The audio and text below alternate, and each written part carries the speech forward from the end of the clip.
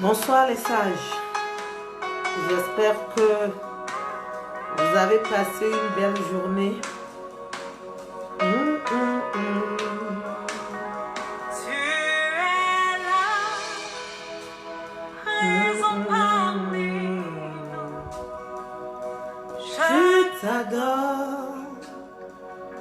Je t'adore. Partagez le direct s'il vous Tu plaît. es là, agissons parmi nous. Je t'adore. Je t'adore. Tu es là, raison parmi nous. Je t'adore. Je t'adore. Tu es là, agissons parmi nous. Je t'adore. Je t'adore. Et tu ferais chemin au Père des miracles. Tu sais tes promesses, lumière dans les ténèbres. Mon Dieu, c'est ce que tu es. Oh yes. Tu fais chemin au Père des miracles. Tu sais tes promesses, Lumière lumière dans les ténèbres, c'est ce que tu es. Oh, tu es là, rêve parmi nous. Je t'adore. Partagez le direct s'il vous plaît. Tu es là. Tu restaures les cœurs brisés. Ah, il restaure les cœurs Je brisés. t'adore. Moi je t'adore. Je t'adore. Tu es là, transformant nos vies. Je t'adore. Je t'adore Jésus. Je t'adore. Tu ferais chemin au Père des miracles. Tu sais tes promesses, lumière dans les ténèbres. Oh Dieu, C'est ce que tu es. oh oui.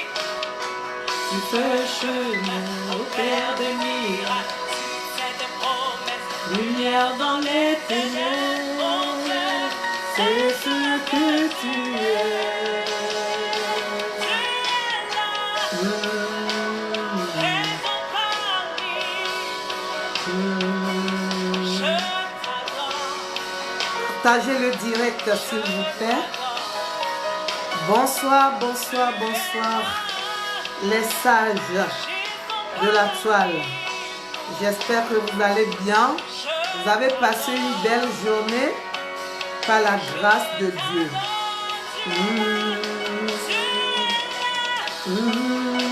Transformant les vies, Yahweh. Je t'adore. Je t'adore. Tu es là, restaure les cœurs brisés. Je t'adore. Je t'adore. Que le Seigneur Jésus soit glorifié encore une fois cette nuit. Lui qui nous a fait grâce. Lui qui nous a fait encore cette faveur. Nous le louons. Il est Dieu. Mes chers frères et sœurs bien-aimés, il est Dieu. Et aucun Dieu n'est comparable à lui. Il est le seul, l'unique en son genre. Alléluia.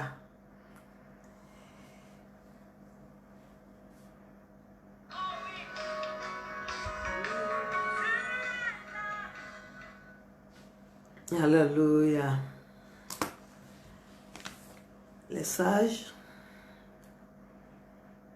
partagez-moi le direct dans une minute. Partagez-moi le direct, s'il vous plaît. Partagez, partagez. Partagez dans les groupes aussi, s'il vous plaît. Partagez aux amis et partagez dans vos groupes. Tous les groupes, hein, sans exception aucune. Dans tous les groupes, s'il vous plaît.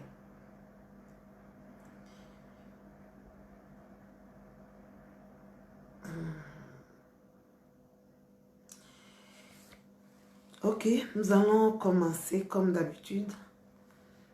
Ce soir, nous allons encore aller sur le thème « Comment mener la vie à deux » ou « La vie à deux ».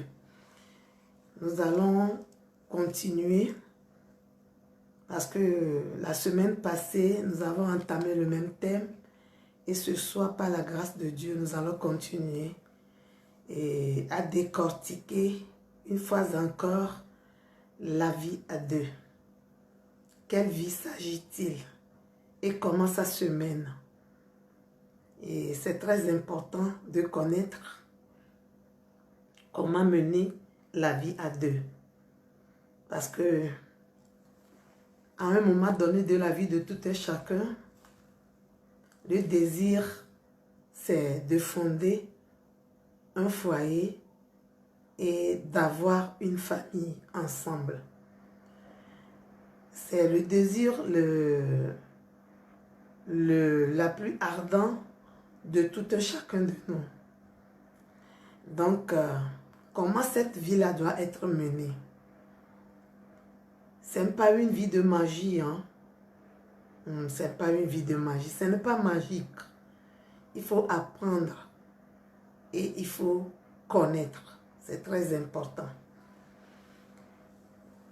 D'habitude, je vous dis, je suis Madame Dédé Agbelé-Sissi. Bon, les gens, vous pouvez m'appeler Tata Elsie. Tata Elsie. Je suis la présidente de l'association AFEV Togo. Pour nous qui sommes en couple,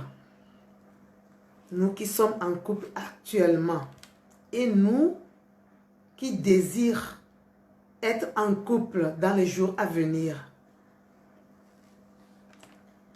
nous devons comprendre beaucoup de choses à ce qui concerne la vie de couple.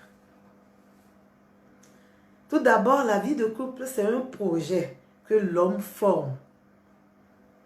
C'est-à-dire, celui ou celle qui désire à être en couple, elle forme un projet pour ce couple.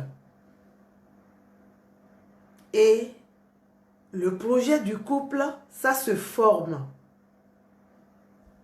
Maintenant, quand vous formez ce projet, le projet formé maintenant, vous êtes entré dans la vie de couple. Donc, ce sont les deux personnes qui sont dans le couple qui forment ce projet-là. L'homme quelque part ou le jeune homme quelque part en train de désirer ardemment à être en couple. Donc, il commence par chercher et la fille aussi de l'autre côté commence par chercher et Dieu étant Dieu, par sa grâce, ils se rencontrent et ils forment un couple. Donc, c'est un projet que l'on développe. Amen. Amen. Donc, le mardi passé déjà, j'ai touché du doigt beaucoup de points concernant la vie à deux. Je vais continuer parce que je ne vais pas aller encore en arrière. Je vais continuer. La vie à deux, mes chers frères et sœurs, c'est une vie où les deux doivent se mettre en confiance. C'est-à-dire, je dois mettre en confiance ma femme ou mon homme. Si vous voulez avoir une vie à deux et vous n'êtes pas capable de vous mettre en confiance, c'est très dangereux pour ce couple. Vous voyez? C'est très dangereux pour ce couple. Vous voulez vivre ensemble, mais vous n'êtes pas capable à vous mettre en confiance, c'est-à-dire l'homme n'est pas capable à mettre sa femme en confiance. Et la femme n'est plus, elle aussi n'est pas capable de mettre son homme en confiance. C'est du catastrophe. Donc la vie à deux, c'est une vie où nous devons nous mettre en confiance. C'est très important. Dans tous les sens, mets ta femme en confiance. Mets ton homme en confiance. Par tes caractères, par ton savoir-faire, par ton parler, par ton regard. Mets ton homme en confiance. Mets ta femme en confiance. C'est très important. Parce que on ne peut pas vivre cette vie à deux sans la confiance. Où la confiance ne vient pas tout dru. La confiance vient de l'autre. C'est-à-dire l'homme met la femme en confiance et la femme aussi met l'homme en confiance. C'est comme ça qu'il se passe. Ou c'est comme ça que ça doit se passer dans la vie de couple. Dans la vie de couple, le monsieur ne va pas faire sa vie à part. Vous le savez très bien. La femme non plus ne doit pas faire sa vie à part. Les deux sont dans le couple et les deux font leur vie, c'est-à-dire une intimité, c'est-à-dire vous allez voir les deux ensemble qui sont tout collés, serrés entre eux, c'est-à-dire il n'y a rien que le monsieur fait et que la femme n'est pas au courant. Il n'y a rien que la femme fait que le monsieur n'est pas au courant. Ils sont tous au courant l'un envers l'autre. C'est-à-dire ce que la femme fait dans sa vie, le monsieur est au courant. Parce que la femme ne le fait sans qu'il n'informe le monsieur. Aujourd'hui, je rencontre des couples au niveau du siège de l'association. Il y a des choses bizarres qui se passent. L'homme de son côté fait ce qui le plaît. C'est-à-dire, la femme n'est au courant de rien de sa vie et la femme, de sa part aussi, l'homme n'est au courant. Il n'est même pas au courant de ce que la femme fait. Un simple déplacement, la femme n'est pas au courant, l'homme n'est pas au courant non plus. Mais ils sont ensemble dans la même chambre. Est-ce que nous pouvons faire, c'est-à-dire cette vie, la vie de couple, la vie à deux, est-ce que c'est de cette manière-là que nous allons le faire? Non. Il faut informer toujours de tout ce que tu dois faire à ton mari et ou à ta femme. Il y a les gens qui disent aujourd'hui que, c'est-à-dire en notre dialecte, que nous sommes clairement, c'est-à-dire l'homme n'est pas un arachide, hein, que tu dois décortiquer pour voir ce qui se trouve dedans. Est-ce vrai ça? Est-ce vrai? Parce que moi je me dis que la vie de couple, il faut toujours que vous vous acceptez l'un et l'autre.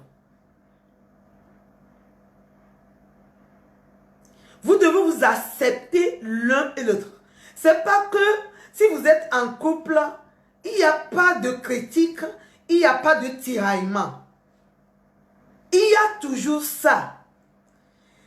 Si nous allons maintenant dans la Bible, nous allons voir dans le jardin d'Éden, Genèse 2, à partir du verset 18. Allons dans le jardin d'Éden. Est-ce que notre grand-parent, le premier couple que Dieu a instauré, il n'y avait pas de dispute entre eux?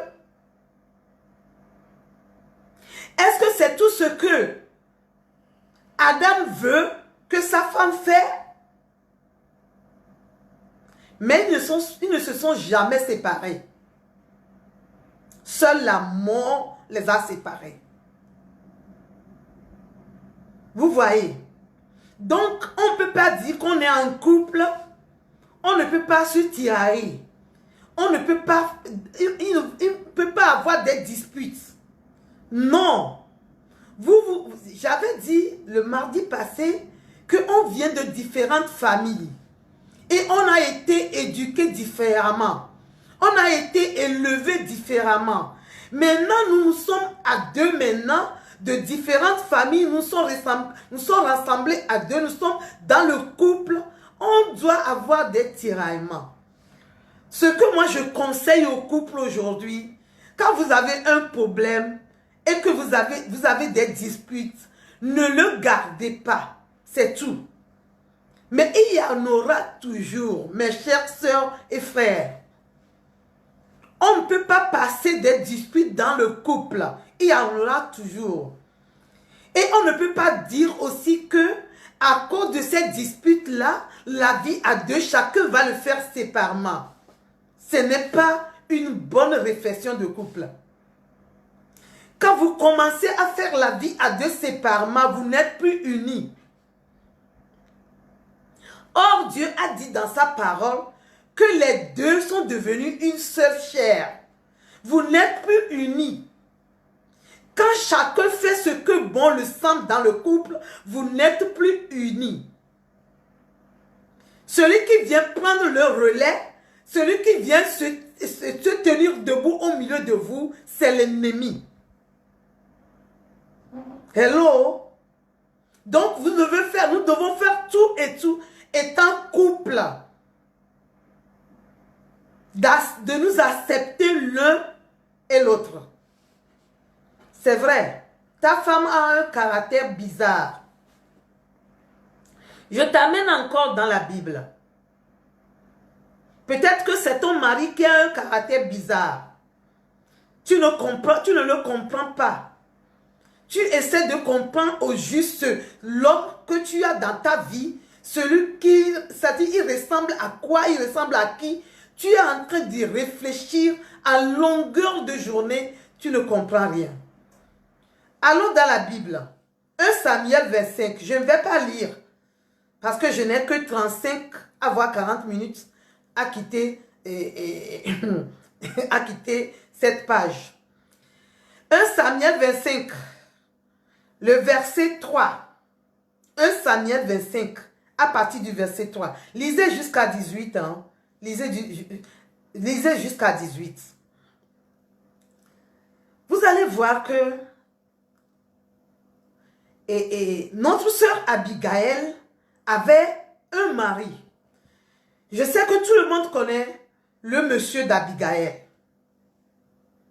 Le monsieur d'Abigail est un monsieur où Abigail, ça dit qu'elle ne sait de quel genre d'homme il est. Mais Abigail n'a jamais parlé de cet homme. Elle ne fait que faire tout ce que va honorer son mari. Vous êtes d'accord avec moi? Vous êtes d'accord avec moi que Abigail, c'est-à-dire, quand vous lisez bien la Bible, vous allez voir, lorsque David s'est fâché contre son mari Nabal, et si c'est que Abigail n'a pas été voir David, c'est se soumettre à David, regardez la suite, ce qui va se passer. Lorsque David a pris son épée, il a bien chalé l'épée, et ça dit, on prend l'épée contre un homme, ça. Imaginez ce qui va se passer. Mais Abigail est une bonne femme. Il ne regarde pas son mari. Il ne fait que faire des choses qui vont honorer le nom de son mari. Il ne fait que faire des choses qui vont élever son mari. C'est-à-dire, il cache la vraie face du mari. Abigail le cache. On ne peut pas dire aujourd'hui qu'on ne peut pas s'accepter dans la vie de couple, l'un et l'autre. Il faut accepter ta femme, c'est très important. C'est ce qui est important. Vous savez, quand vous acceptez quelqu'un qui fait des choses qui n'est pas bien, la personne commence par voir ce que vous faites et il refait la même chose. C'est-à-dire, il va vous suivre sur ce droit chemin-là. Vous allez voir que les choses mauvaises que vous regardez avant sera disparaître. C'est-à-dire, ça va disparaître dans la vie de la personne. Et que la personne va faire des choses bien. Mais quand la personne fait des choses mauvaises, et vous êtes là tous les temps, à l'insulter, à injurer la personne, à crier sur lui, elle va changer en aucun cas. Elle ne va pas changer.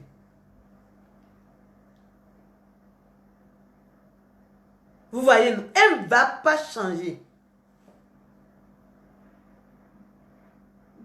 Donc, il faudra que dans la vie de couple, dans la vie à deux, nous nous acceptons l'un et l'autre.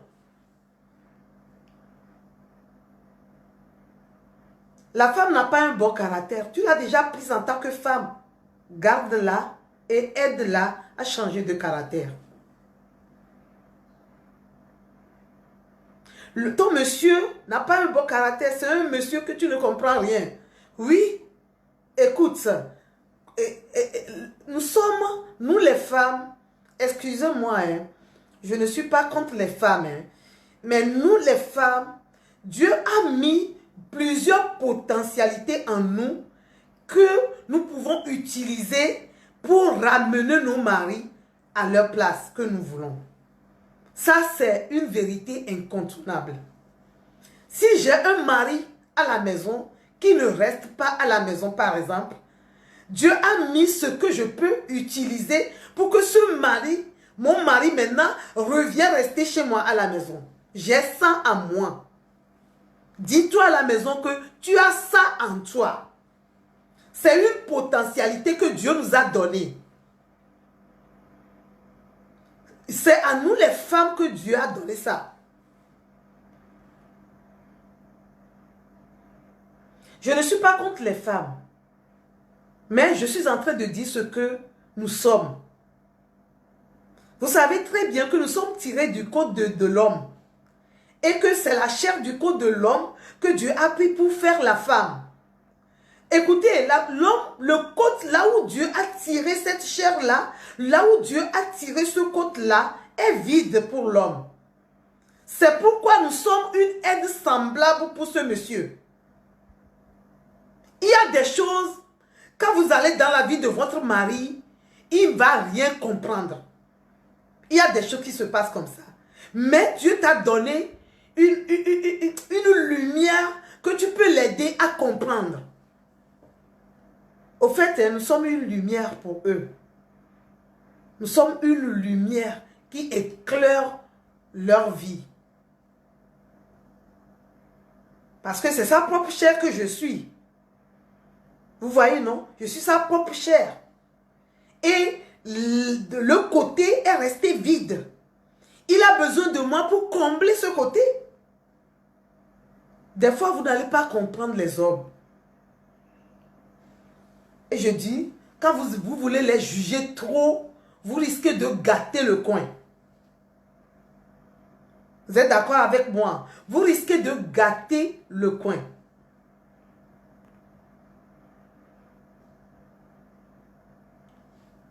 Un jour, j'ai rencontré une femme qui m'a parlé de son mari.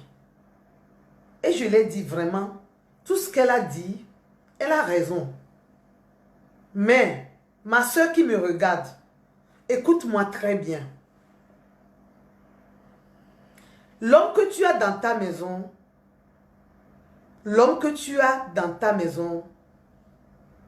je dis toujours que il a deux êtres en lui.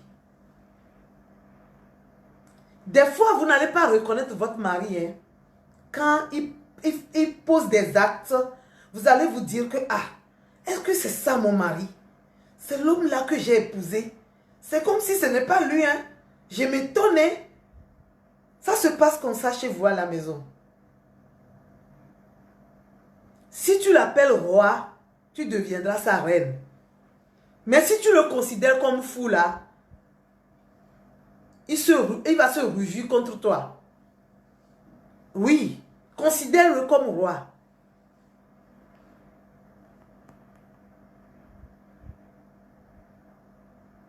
Au fait, nos grands-parents disaient chaque temps, c'est un adage. Ce sont les femmes qui épousent l'homme. L'homme prend la femme comme époux, mais ce sont la femme. C'est nous les femmes qui décident à leur épouser. Vous êtes d'accord avec moi? Là, nous avons beaucoup de choses en nous à utiliser dans nos couples. Nous avons des stratégies. Et Dieu nous a donné plusieurs, c'est-à-dire Dieu nous a donné une sagesse tellement élevée. C'est pourquoi je dis chaque fois que nous ne sommes pas des femmes qui doivent parler parce qu'on doit parler. Non. Il y a des choses, tu peux parler, mais il y a des choses, tu ne parles pas. Vous voyez, donc, l'acceptation de l'autre est très importante dans la vie de couple. Je ne sais pas comment ton mari est. Je ne sais pas non plus comment ta femme est. Mais tu es obligé de l'accepter. Accepte-le comme il est. Et commence par prier pour ton couple. Grand frère, il faut commencer par intercéder pour ta famille. Intercède pour ton couple. C'est très important. Grande sœur, il faut commencer par intercéder. Si tu ne comprends rien, la chose que tu peux faire, c'est d'intercéder. Il faut parler à Dieu, lui qui a instauré le foyer, lui qui a instauré les couples. Et parle avec lui. Il ne faut pas crier sur tous les toits.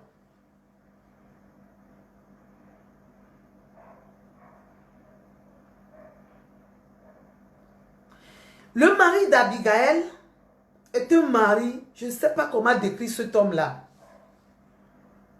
Mais je n'ai jamais lu dans la Bible où Abigail a abandonné cet homme. Chaque fois tu dis, mon mari il est mauvais, je vais le quitter et je vais quitter les enfants. Moi, je ne peux pas supporter. C'est ton mari qui est pire que le mari d'Abigail, Nabal. C'est ton mari qui est pire que Nabal. Moi, quand je lis la Bible, là, je vois que c'est Nabal qui est l'homme pire que j'ai connu dans la Bible.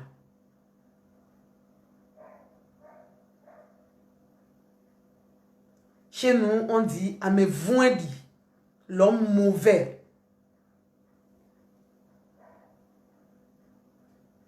Mais cette femme est une femme vertueuse. Elle a su tenir le coup. Elle a utilisé la sagesse que Dieu l'a donnée.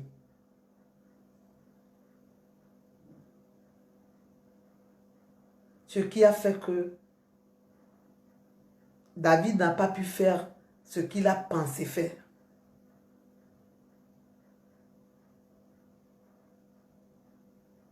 Si même vous avez des maris que vous voyez semblent être mauvais, ne les classez pas. Mes chères sœurs, ne les classez pas. Ne restez pas dans vos coins. Aidez-les plutôt.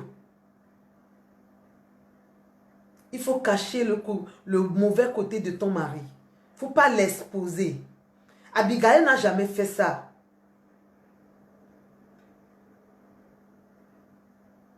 Même s'ils se discutaient à la maison, dehors, Abigail cache toujours le mauvais côté de son mari.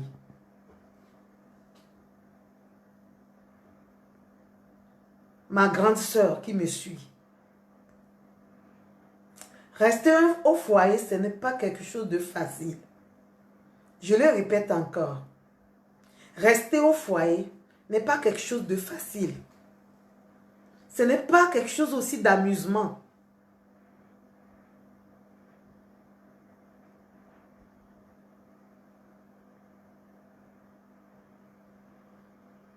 Il faut être mûr.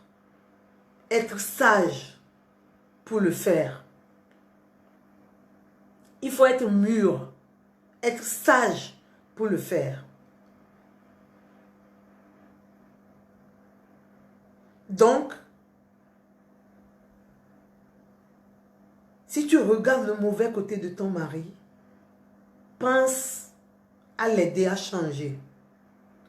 Pense à cacher son mauvais côté au vu des autres. C'est toi-même qui le connais. C'est ton mari ou pas. Il faut voiler ce côté-là aux autres.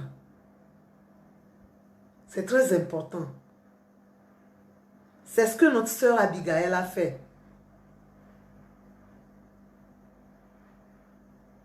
Cette femme-là, je l'admire beaucoup.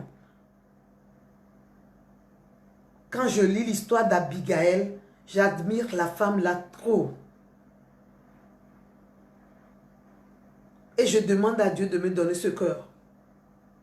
Demande, toi aussi tu peux demander, c'est une prière que tu vas adresser. Que tu veux être comme cette femme-là. Tant bien même que son mari est très mauvais, méchant. Elle ne l'a jamais exposé. Si tu exposes ton mari aujourd'hui, tu t'exposes sans le savoir.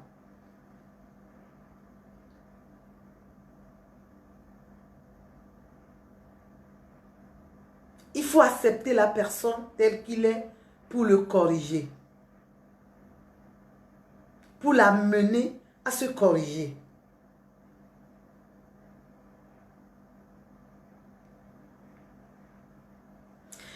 La vie à deux, c'est une vie où il y a des hauts et des bas. Je sais très bien que vous le savez comme moi. Ce n'est pas une vie où tout va comme si c'est sur une roulette. Il y a des hauts, il y a des bas. Regardons l'histoire de la femme de Job, par exemple. Job 2, à partir du verset 9. Lisez ça à la maison. Lisez ça. Quand nous voulons parler de Job, Job a accepté la femme qu'elle a dans sa maison. Elle l'a acceptée telle qu'elle est. Lorsqu'ils étaient arrivés au bas de leur vie, regardez tout ce que la femme a fait. Regardez tout ce que la femme a dit. Elle a osé même parler mauvais du côté de Dieu. Sans penser que les jours passés, c'était Dieu qui les a fait grâce. Est-ce que vous avez écouté dans l'histoire de Job, grand frère? Est-ce que tu as une fois écouté dans l'histoire de Job que Job a renvoyé sa femme? Est-ce que vous avez une fois écouté ça? Vous avez lu ça quelque part? Si vous allez lire ça quelque part, envoyez-moi ça dans mon commentaire. Job ne l'a jamais fait. Job aussi avait une mauvaise femme. La femme qui ne reconnaît pas qui ne reconnaît pas l'effort de son mari, ni l'effort de Dieu le Créateur. Tout ce que Dieu le Créateur a fait dans sa maison, elle n'a jamais reconnu. Elle n'est pas reconnaissante. C'est comme ça qu'aujourd'hui, nous aussi les femmes, certaines femmes, on n'est pas reconnaissant envers Dieu même, envers notre mari. Dans la vie de couple, mes chères sœurs, il y a des hauts et des bas. Grand frère, oui, il y a des hauts et des bas. Ça n'amène pas le couple à se séparer. Plutôt, ça amène le couple à se bien consolider et à lutter pour un meilleur.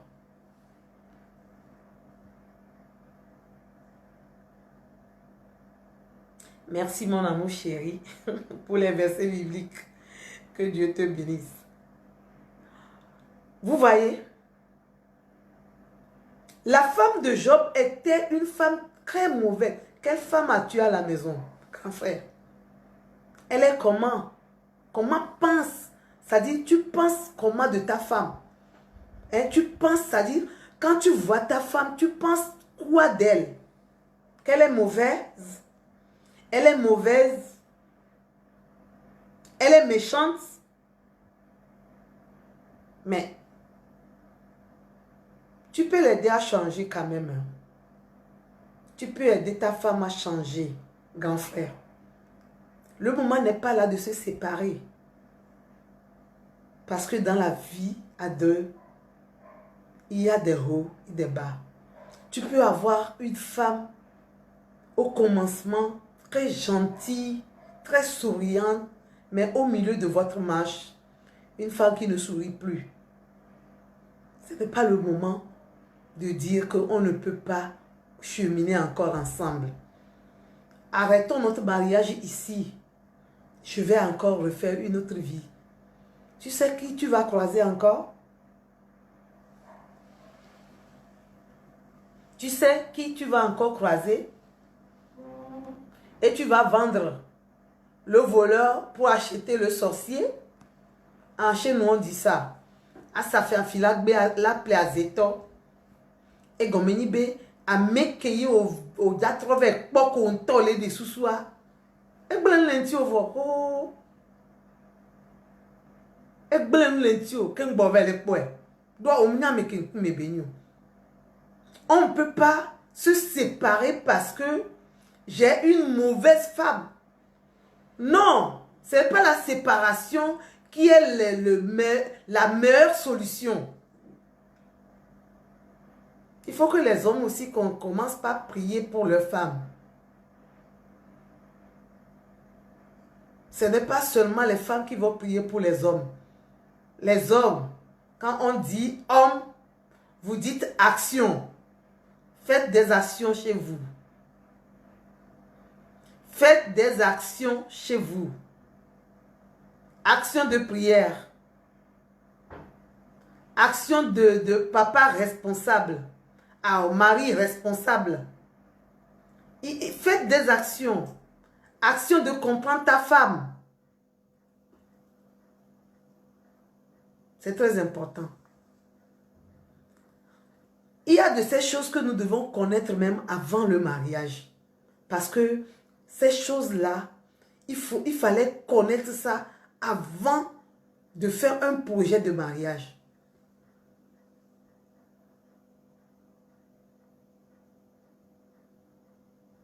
C'est très important.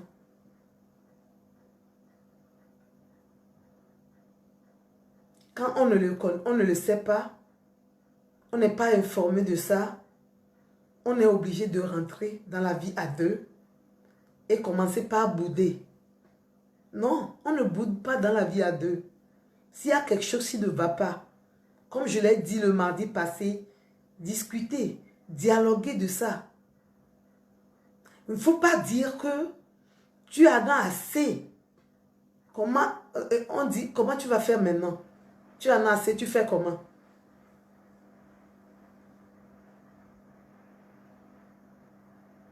Tu en as assez, tu fais comment? Tu arrêtes le processus du couple. Et tu vas faire comment?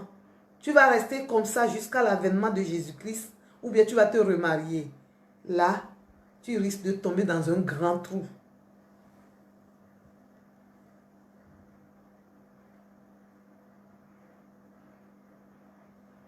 Job est un homme très, excusez-moi, très sage. Très sage.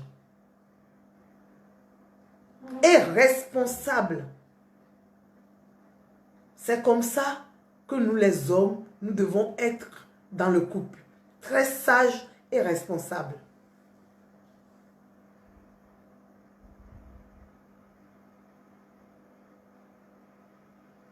C'est très important. Très sage et responsable. Lisez bien Job 2, hein, à partir du verset 9. Vous allez voir ce qui s'est passé. Le désordre que la femme l'a fait dans la maison de Job. La femme a fait du désordre. Ce qu'on appelle désordre, c'est ce que la femme a fait. Mais Job n'a jamais laissé la femme ni chassé la femme de la maison. Job n'a jamais abandonné la femme. Il ne l'a jamais fait. Si je vous retourne dans le jardin d'Éden, regardez ce qui s'est passé au premier couple que Dieu lui-même il a instauré dans le jardin d'Éden. Regardez ce qui s'est passé. C'est la femme qui a amené l'homme à désobéir à la voix de Dieu. Si toi, homme, tu étais à la place de Adam, tu vas courir abandonner la femme là. Quand Dieu est revenu et Dieu a commencé par parler, tu vas quitter la femme. Mais qu'est-ce que Adam a fait? Elle est partie, elle a surnommé maintenant sa femme. Elle a donné un nom, ça dit qu'elle a accepté la femme. Elle a pris la femme dans ses mains. Elle est partie avec. C'est ce que Dieu m'a donné. Amen.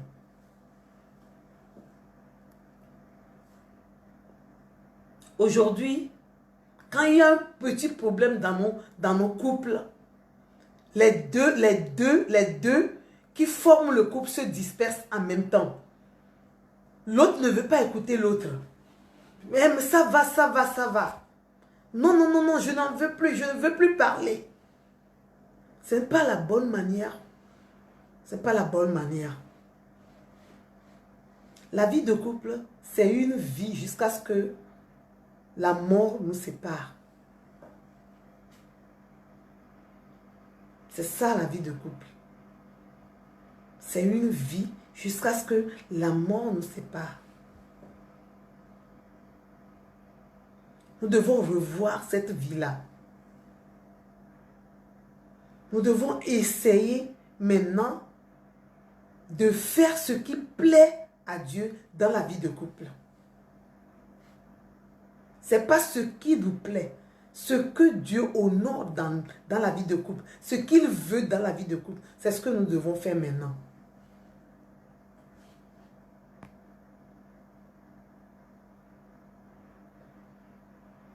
La vie à deux ou la vie de couple, c'est une vie de vérité. C'est une vie de vérité. C'est-à-dire dire la vérité telle qu'elle est l'un envers l'autre.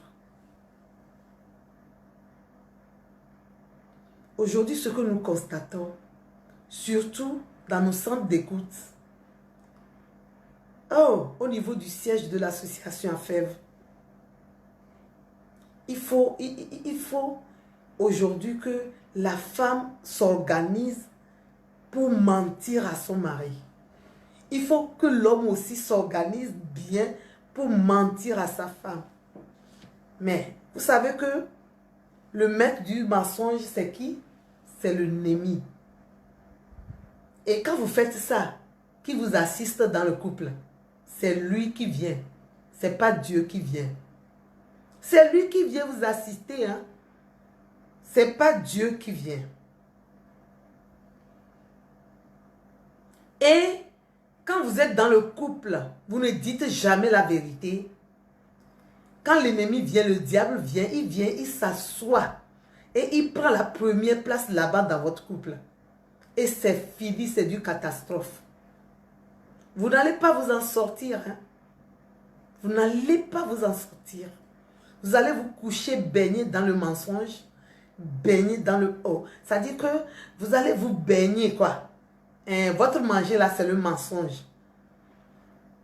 La douche, c'est le mensonge. Tout ce que vous allez faire, c'est du mensonge. Parce que vous avez accepté que le maître du mensonge vienne résider dans votre foyer. Comme vous-même, vous ne dites pas la vérité. Comme vous-même, vous ne dites pas la vérité. Vous savez que dans le couple, Dieu nous assiste, non? Dieu vient chez nous quand on l'appelle. Il vient. Des fois même, on ne l'appelle pas. Hein? Il vient nous assister. Il vient pour régler des choses qu'on ne voit pas. Mais quand vous avez pris le mensonge comme votre base, est-ce que Dieu peut venir encore là-bas? Je ne pense pas. Je ne pense pas. Il ne viendra jamais. Parce qu'il est le mensonge. Il est le mensonge. Donc la vie à deux, c'est une vie de vérité. Si même la chose n'est pas bien là, c'est mauvais à entendre là, dis la vérité seulement. Tu es délivré. Grand frère, dis-toi aujourd'hui qu'à partir d'aujourd'hui là, c'est la vérité que tu vas dire dans ta maison. À ta femme, tu ne mentiras plus. Ma grande sœur, toi qui me regardes, dis qu'à partir d'aujourd'hui là, j'ai enterré le mensonge, j'ai pris la vérité comme ma ceinture. Tu vas voir que Dieu viendra régler beaucoup de choses dans ton couple. Parce que c'est lui qui nous a déclaré, il a dit dans sa parole, à lui appartient le cœur de l'homme. Je ne sais pas ce qui se passe dans ton couple. Mais cette nuit, je t'invite à dire la vérité, rien que la vérité. Amen. Amen. Que Dieu nous bénisse. La vérité, rien que la vérité. Ça, c'est la vie à deux. C'est la vie d'un couple réussi. La vérité. Il faut le dire. C'est amer, mais c'est bon à dire. Alléluia. C'est très amer, mais c'est bon à dire. On est ensemble dans le couple, on fait des trucs. C'est-à-dire, on fait des trucs. C'est-à-dire, on fait des choses, vraiment, ce n'est pas une vie à deux, ça. Ça, c'est une vie à catastrophe.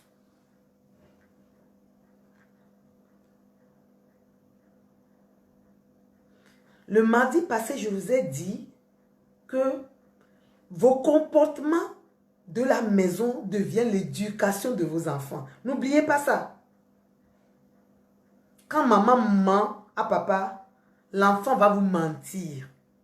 Votre enfant va vous mentir. C'est-à-dire, lui là, il sera champion dans le mensonge.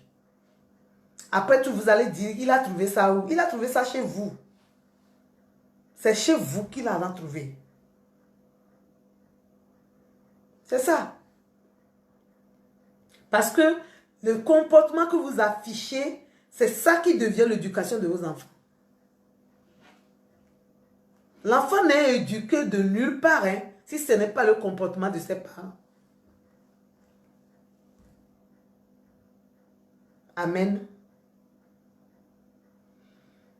Que Dieu nous aide et qu'il nous garde, qu'il nous fait grâce surtout à mieux comprendre la vie de couple. C'est très important. Le mardi passé, j'ai touché au pardon. Le pardon, c'est très important aussi. Pardonne ta femme. Cher frère, pardonne ta femme. Et maman, pardonne ton mari, s'il te plaît. Il a mal agi. Il n'a pas un bon comportement. Mais pardonne-le. Ça, c'est la vie de couple. Sans le pardon, cette vie n'existe pas. Que Dieu nous bénisse. Qu'il nous garde. Et qu'il nous fait grâce de mieux comprendre la vie de couple. Parce que c'est très important dans la vie de tout un chacun de nous. L'association AFEV et son bureau exécutif vous souhaitent le bonheur, du bonheur dans vos foyers, l'épanouissement. Que Dieu nous bénisse. Amen.